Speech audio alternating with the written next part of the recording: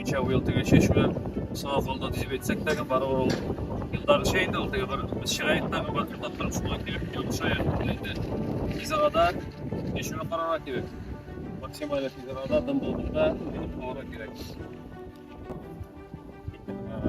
Matırgana işler borsanıp gitti bir gerek de çok kullanışlı mı işler borsanıp gittiğe motor yağmurlar yağıp gitti Adem Fatih'miş evet bitti mi?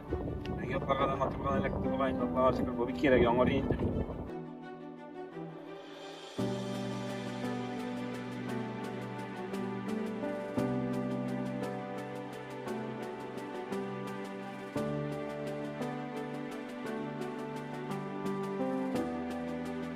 O'jalıkta 13.000 hektar yer hisoblanadi. Ana endi arenda ulushida shunda kirgan. Shunda bilagar hisobda bilan.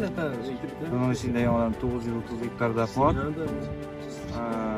Yerdavoylar kira 3300 hektar o'tadi.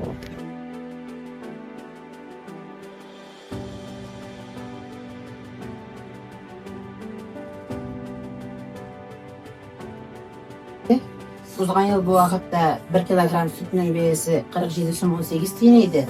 Bugünkü kunda 33 so'mda 29 tiyin. Uzgan yıl biz 16.550 tonna süt yetiştirgan edik. Bu yıl 18.800 oldu.